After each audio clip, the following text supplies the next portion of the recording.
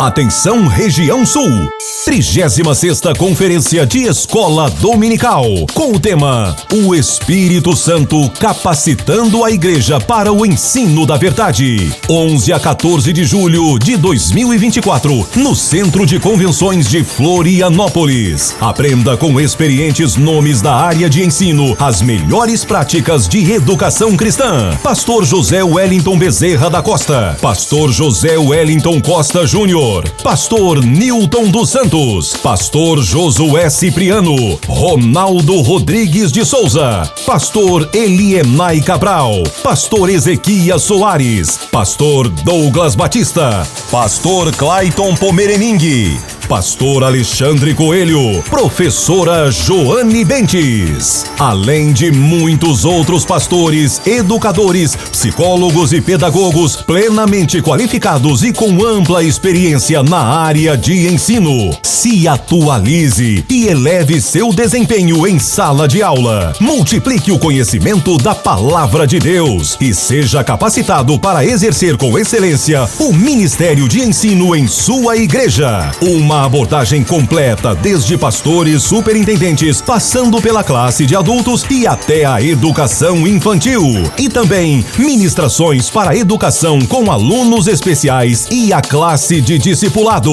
A escola dominical sendo tratada por inteiro. Serão 8 plenárias, 28 seminários, 14 workshops e diversas participações musicais. Inscreva-se pelo site coed.com.br/Florianópolis. Informações pelo telefone 21 2406 7352 ou pelo nosso WhatsApp 21 96452 2990. Monte sua caravana. Venha participar da 36ª Conferência de Escola Dominical, 11 a 14 de julho de 2024, no Centro de Convenções de Florianópolis. Uma realização CPAD, a editora da Escola Dominical.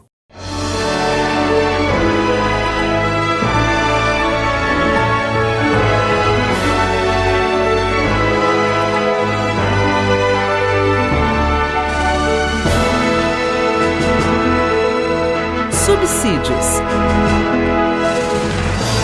Lições Bíblicas. Jovens. Lição 8. A realidade bíblica do trabalho. A paz do Senhor, querido irmão, a paz do Senhor, querida irmã. Eu sou o pastor Alexandre Coelho, comentarista da Revista de Jovens deste trimestre. Quero dar as boas-vindas a você para a aula de número 8, cujo tema é a realidade bíblica do trabalho. Que Deus possa abençoar grandemente a sua vida, a vida dos seus alunos, à medida que você vai orientando, trabalhando com cada um deles, se disponibilizando a estudar e fazer o melhor no sentido de educar e orientar os nossos jovens de acordo com a Palavra de Deus.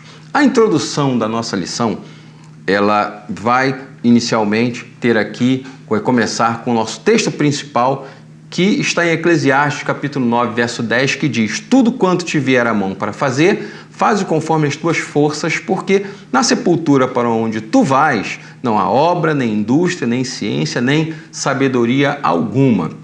Observe que logo aqui, no início da nossa lição, quando vamos ler o livro de Eclesiastes como texto inicial, vamos perceber que Deus orienta que o trabalho deva ser feito da melhor forma possível. Quando o texto diz: tudo quanto te vier à mão, faze-o conforme as tuas forças.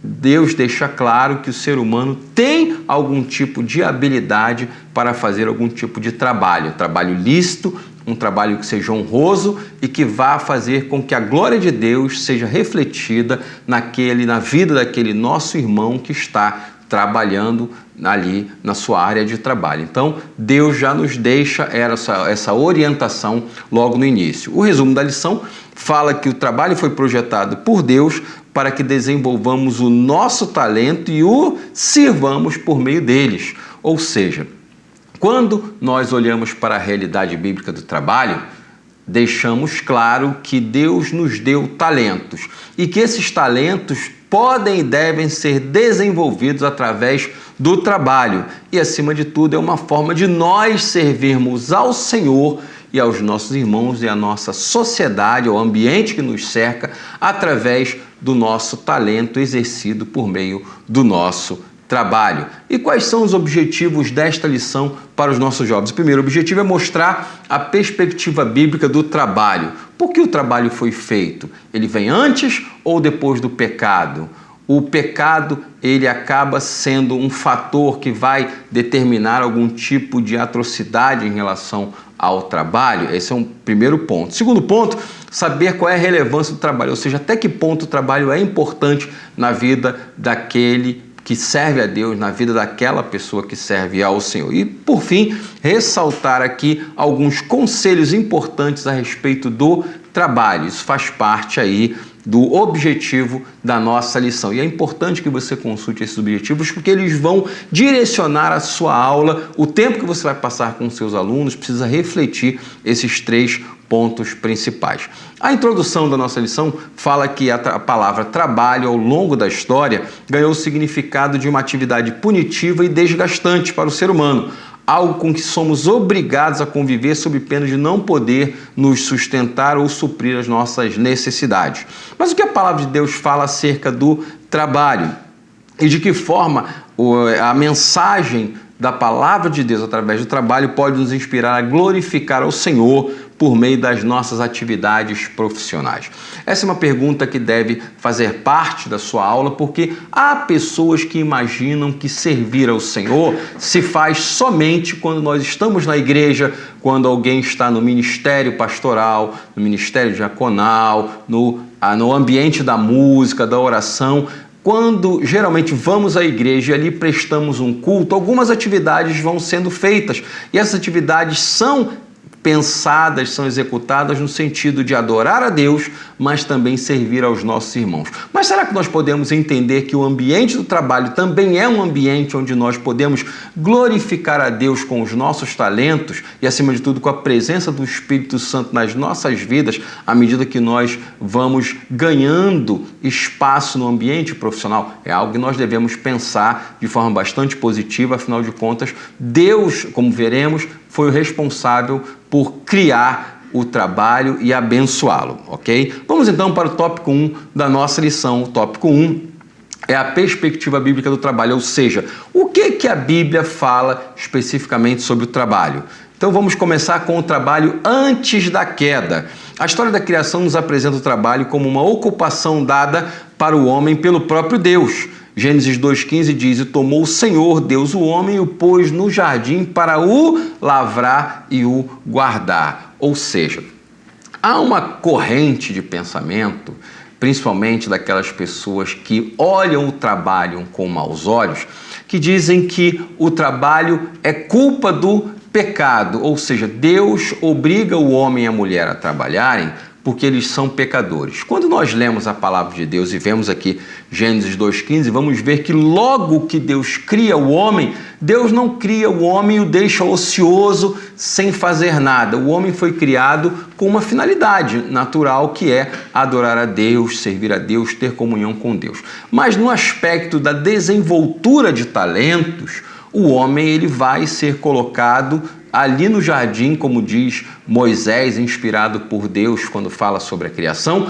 quando Moisés diz que Deus criou o homem e o colocou no jardim para o lavrar e o guardar. Ou seja, desde que o homem foi criado, ele já tinha uma ocupação, ele já tinha uma atividade. Portanto, nós não podemos concordar com essa ideia de que o trabalho é uma punição para o ser humano por causa do pecado. Nós veremos naturalmente que o trabalho ele vai ser mais desgastante por causa do pecado, mas antes do homem pecar, ele já estava trabalhando. Deus deu a ele o talento de cultivar a terra, lavrar aquela terra e também proteger o ambiente onde ele estava inserido. Então, coloque isso muito claro para os seus alunos, mostrando que o trabalho é importante, o trabalho agrada a Deus, e desde que o homem foi criado, antes que o homem pecasse, ele já estava trabalhando, exercendo uma atividade laborativa orientada pelo próprio Deus.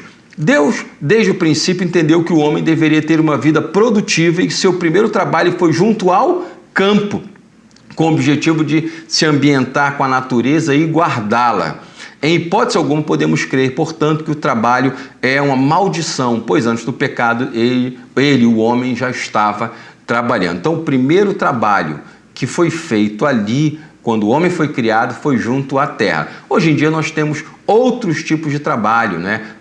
O ser humano se desenvolveu muito, a ciência ela se ampliou, aumentou, cresceu e hoje existem profissões que há 100 anos, 200 anos atrás existiam e hoje não existe mais, e hoje há profissões que existem que há 200 anos atrás não existia. O mundo ele passa por transformações e essas transformações acabam também modificando o cenário do ambiente de trabalho. Entretanto, nós estamos vendo à luz da palavra de Deus que o homem ele foi criado também para ter uma atividade produtiva, para ser uma pessoa que está em movimento, para trabalhar, não apenas para se sustentar, mas para produzir alguma coisa boa para o ambiente em que ele está inserido. O segundo subtópico aqui fala que o trabalho, como é que foi o trabalho depois da queda? Lamentavelmente, nós vamos perceber que após a queda, o trabalho se tornou muito mais difícil e esse é um fato que nós devemos levar em consideração. Não somente o homem, mas a criação de Deus foi igualmente afetada e com ela a interação do homem com a natureza por meio do trabalho. Gênesis 3, 17 a 19 diz que no suor do teu rosto comerás o teu pão até que tornes a terra, porque dela fostes tomado, porquanto és pó e ao pó tornarás. Observe então que o trabalho que já existia antes do homem pecar, ele vai continuar existindo com uma diferença, ele vai ter um peso maior, ele vai precisar ser exercido de uma forma mais árdua, por força justamente dessa desobediência do homem para com o seu Criador. De forma inicial, aí nós vamos ter um outro tópico que fala o trabalho com o passar do tempo. De forma inicial, o homem procurou meios para lavrar a terra e a caça e a pesca se tornaram também meios de sobrevivência e até de vivência, né? Hoje em dia nós temos a profissão de pescador, daquele que vai ao mar lançar suas redes e exerce ali o trabalho da pesca. Inclusive, Jesus tinha discípulos que eram pescadores, ok?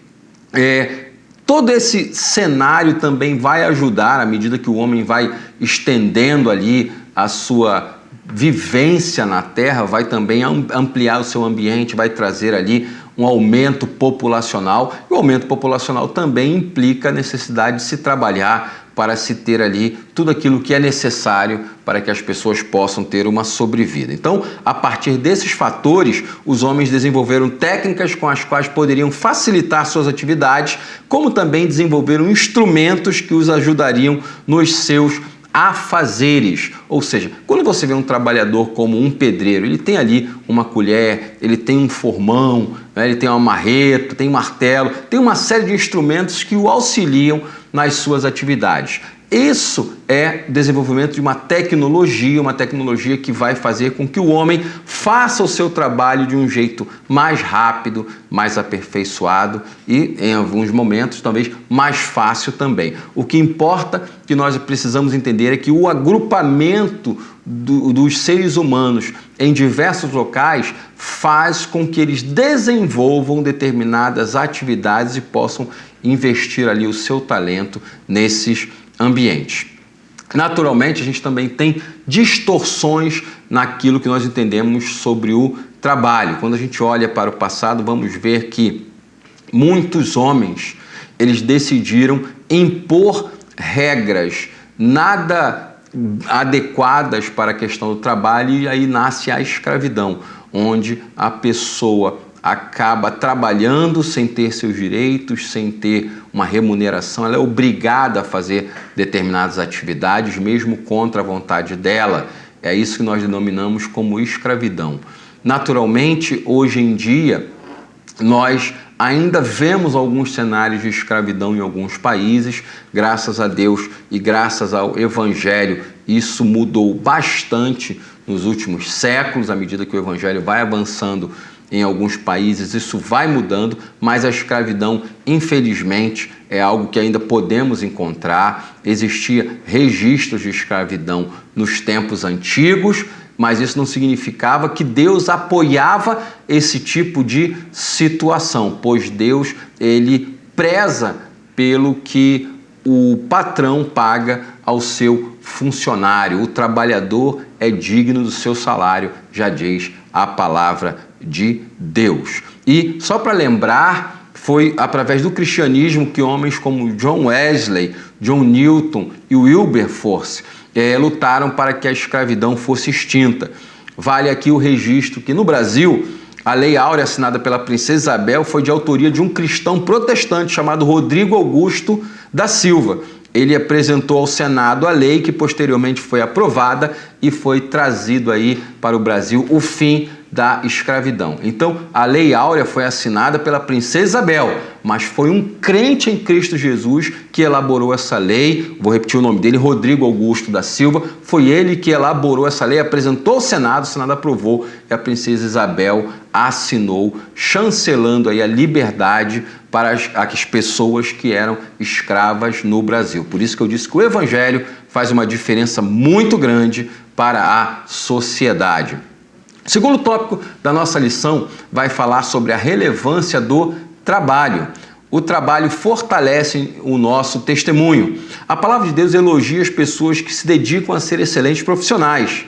Viste um homem diligente em sua obra, perante reis ele será posto, não será posto sobre as pessoas de baixa sorte. Ou seja, a palavra de Deus nos orienta a ser pessoas cada vez mais propensas ao trabalho, cada vez mais buscando conhecer melhor as técnicas dos trabalhos que nós exercemos com o nosso talento. Por isso é importante que você leve esse aspecto em consideração. A palavra de Deus, ela valoriza o trabalho. É certo que um bom profissional, ele também passa por um processo de aprendizagem e dedicação. Uma pessoa pode ser bem instruída, mas se ela não for dedicada, a sua ciência, o seu trabalho jamais se desenvolverá. Então observe que quando nós vemos uma pessoa perita, uma pessoa especialista naquilo que ela está fazendo, nós vamos perceber que ela é uma pessoa instruída, mas também dedicada. Não basta só a instrução, é preciso a dedicação para que a pessoa possa se aperfeiçoar naquilo que ela está fazendo. Daí a importância de nós não apenas buscarmos o conhecimento para aperfeiçoar o nosso talento, mas também, uma vez instruídos, colocar em prática aquilo que aprendemos para que possamos chegar no nível da excelência. Dando prosseguimento à nossa lição, a lição também fala sobre o apóstolo Paulo e a pessoa do Senhor Jesus Cristo. Eles são dois exemplos no Novo Testamento que valem para os nossos dias hoje também. Vamos lembrar que Jesus era um carpinteiro, ou seja, uma pessoa que lidava com a madeira para dar forma a ela, dar forma de uma mesa, a forma de uma cadeira ou algum outro tipo de instrumento que pudesse ser utilizado dentro da sua sociedade. Ou seja, desde pequeno, Jesus foi instruído nessa profissão e ele se tornou ali carpinteiro até o momento em que ele foi chamado por Deus para exercer o seu ministério. E o apóstolo Paulo? O apóstolo Paulo era um fazedor de tendas, como assim nós chamamos. O fazedor de tenda é aquele que comprava o tecido, escolhia o melhor tecido, às vezes um tecido, às vezes um grande pedaço de couro, ele costurava, tinha uma agulha especial, tinha uma linha especial para se fazer uma tenda,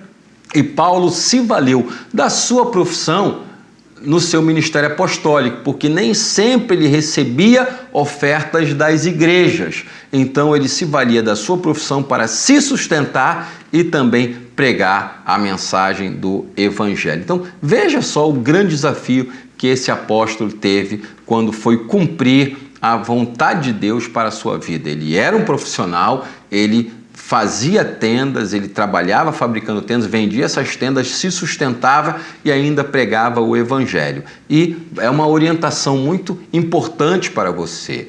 Infelizmente, há pessoas que tentam se valer da obra de Deus para não ter uma vida produtiva, não trabalhar. E quando nós vemos o exemplo de Jesus e do apóstolo Paulo, nós temos de tomar consciência de que o trabalho é importante e que sim, é possível que uma pessoa seja chamada para trabalhar e servir ao Senhor em tempo integral. Mas enquanto isso não acontece, a pessoa precisa desenvolver o seu talento para que ela consiga dar prosseguimento à obra de Deus na sua vida.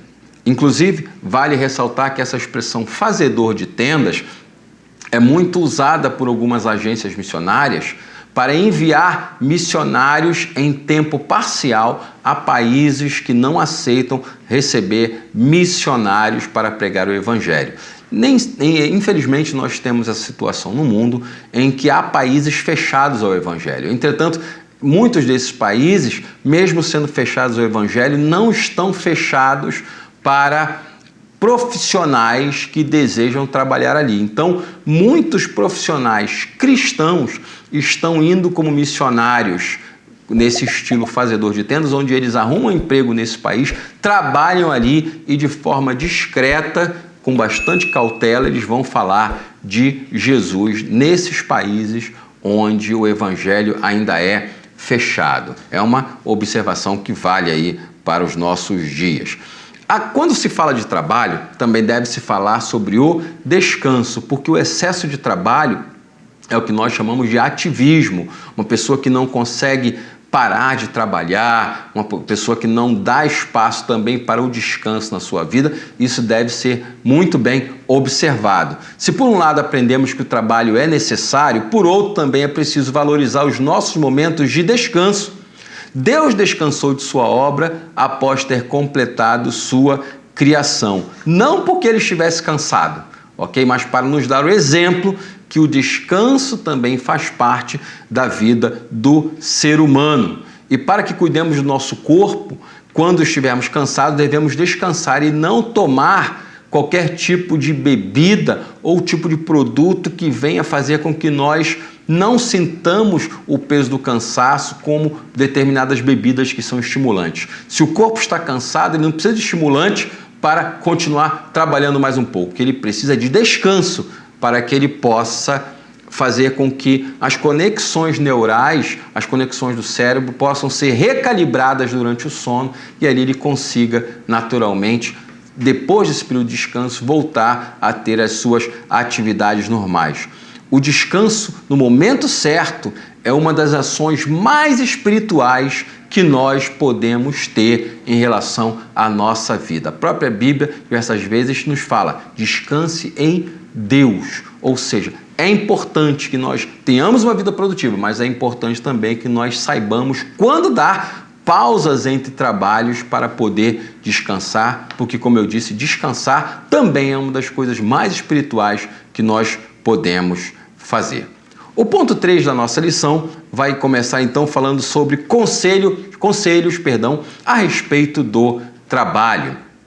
Primeiro aspecto, não use a fé para deixar de trabalhar. Um dos maiores erros que um cristão pode fazer é alegar que está trabalhando para Jesus para deixar de ter uma vida produtiva. O apóstolo Paulo passou por uma situação muito parecida na igreja aos Tessalonicenses, quando alguns irmãos, entendendo que Jesus já estava voltando, decidiram abandonar seus trabalhos, deixar de ter uma vida produtiva e ficavam alegando: não, Jesus já vai voltar, então eu vou parar de trabalhar para me dedicar mais ao reino de Deus. Só que não havia orientação de Deus para que eles tivessem esse tipo de postura. E aí o apóstolo Paulo, quando escreve a segunda carta aos Tessalonicenses, capítulo 3, versos 7 a 9, ele deixa claro que havia algumas pessoas naquela igreja andando de forma desordenada, ou seja, havia uma ordem, não é? Que a pessoa tem que trabalhar, a pessoa tem que ter uma vida produtiva e ser bênção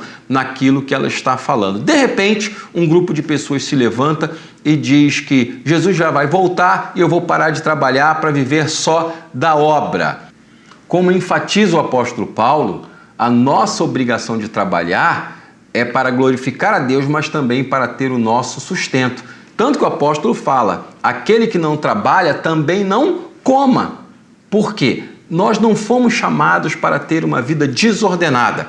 A orientação de Deus, a ordem de Deus é que nós tenhamos uma vida produtiva, ok? Mas, Alexandre, e aqueles que não podem trabalhar porque têm algum tipo de limitação ou estão temporariamente impedidos de exercer uma atividade laborativa?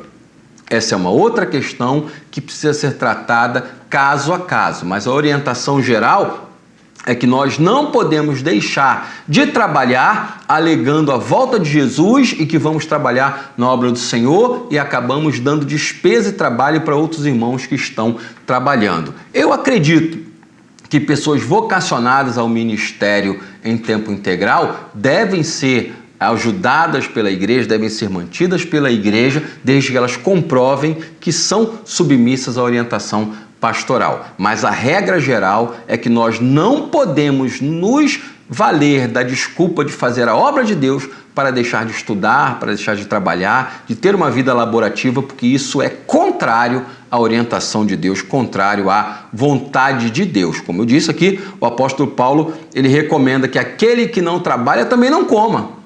Pode ser um mandamento bem radical, mas ele visava trazer o quê? Ordem dentro da igreja do Senhor. Como eu disse, a ordem designada por Deus é que nós tenhamos uma vida produtiva. Outra observação, trabalhe no seu trabalho secular como se você estivesse trabalhando para o Senhor.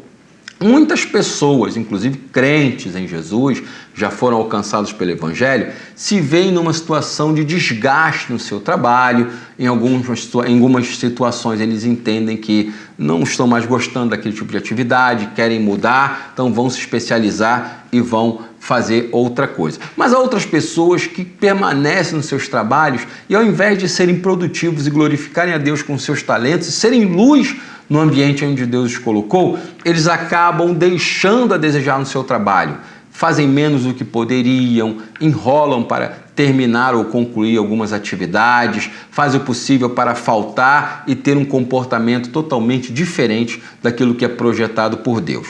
Quando o apóstolo Paulo ele deixa claro aos Colossenses, capítulo 3, versos 23 e 24, que nós devemos trabalhar para os homens como se estivéssemos trabalhando para o Senhor, Paulo está dizendo que o seu patrão pode não ser um homem crente, pode ser uma pessoa injusta, ainda assim você deve trabalhar com ele, ou melhor, deve trabalhar para ele como se você estivesse trabalhando para o Senhor que salvou você. Então o cristão não tem desculpa para ser uma pessoa improdutiva porque ele está insatisfeito com o seu patrão. Alexandre, tem certeza disso? Se você observar o contexto de trabalho no ambiente do Novo Testamento, você vai perceber que boa parte das pessoas que viviam no Império Romano eram de escravos. Eram pessoas que estavam sendo obrigadas a trabalhar sem nenhuma remuneração. Não tinham horário para comer, não tinham horário para dormir. E, naturalmente, nesses ambientes é fácil uma pessoa ficar insatisfeita. Mas o que o apóstolo Paulo nos orienta? Sirva ao seu patrão como se você estivesse servindo ao Senhor, porque é dessa forma que Deus observa tudo aquilo que nós falamos. Pode ser um discurso um tanto diferente dos padrões dos nossos dias, que valorizam o salário, valorizam uma série de outras coisas, mas a Bíblia nos orienta que nós devemos, independente da situação, trabalhar e servir nos nossos ambientes de trabalho como se nós estivéssemos trabalhando para o Senhor nosso Deus. E aí entra uma outra questão. Se por um lado Deus fala aos servos que eles devem trabalhar como se estivessem trabalhando para o Senhor, Deus também fala para os patrões, os senhores. E vós, senhores, fazei o mesmo para com eles, deixando de ameaças, sabendo também que o Senhor deles e vosso está no céu e para com ele não há acepção de pessoas. Efésios capítulo 6, verso 9. É curioso que quando a gente utiliza essa parte do texto, com Deus não há acepção de pessoas, Deus está falando, usando o apóstolo Paulo, justamente numa questão relacionada a contexto de trabalho. Observe que o apóstolo Paulo ele fala às pessoas ricas ali da cidade de Éfeso: vocês, senhores, tratem com justiça, tratem com generosidade, com misericórdia, deixando de ser pessoas que ameaçam como os senhores faziam com seus escravos, ok? O nível de linguagem que aqueles homens deveriam ter era uma linguagem diferenciada, porque eles agora eram servos de Deus também. E muitos dos homens que estavam ali servindo eles, eram escravos, eram ameaçados. E ali deu uma mensagem muito clara para aqueles homens e mulheres de Deus que têm uma empresa, ou que a quem Deus deu um pouco mais de recursos para que pudessem abrir uma empresa, um comércio, uma prestação de serviços. Deus orienta aí: converse com os seus funcionários, não ameace, tenha uma boa linguagem para com eles, porque o mesmo Deus que eles servem é o Deus que você serve. E Deus fala ainda, porque com Deus não há acepção de pessoas. Portanto, da mesma forma que Deus fala para aquele que está empregado, também fala para os patrões. Por fim, uma outra e última orientação sobre o trabalho se refere à diligência. Deus nos orienta em Eclesiastes, capítulo 11, verso 6. Pela manhã semeia a tua semente e à tarde não retires a tua mão, porque tu não sabes qual prosperará, se esta ou aquela, ou se ambas igualmente serão boas. Observe que Salomão, quando escreve o livro de Eclesiastes, ele orienta que o trabalho deve ser constante. O trabalho deve seguir uma linha de constância, mas também de diligência. Se nós pensarmos que o homem antigo ele lidava muito com a questão da agricultura, e na agricultura você precisa semear e fazer a sua parte, você vai ali arar a terra, vai escolher a semente, vai plantar a semente, vai cobrir aquela semente com terra e vai esperar que a chuva chegue para dar prosseguimento a todo o processo do crescimento daquela planta. E o que Salomão orienta? Ele diz: pela manhã semeia a tua semente, à tarde não retires a tua mão, porque você não sabe qual daquelas sementes vai germinar, se uma, se outra ou se ambas serão boas. Como nós não temos esse conhecimento, nós devemos ser diligentes e constantes no nosso trabalho. Isso vale também para o nosso aperfeiçoamento, principalmente para o jovem que está num período aí que ele está tentando buscar uma vaga, uma oportunidade no trabalho. Há muitos jovens que saem de um curso técnico e vão trabalhar, outros jovens saem do ensino médio e vão buscar ali na universidade uma preparação profissional.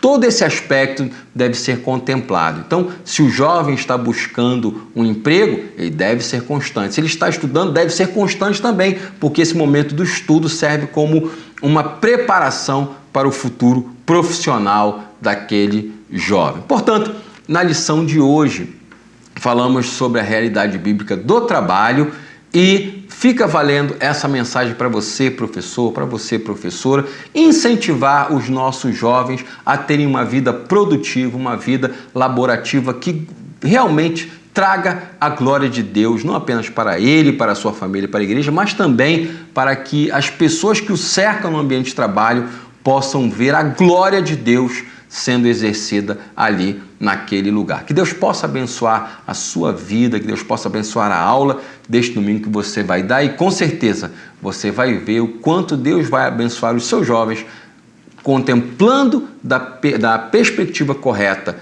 o trabalho, e Deus vai abençoar a sua vida. Que Deus te dê uma excelente aula.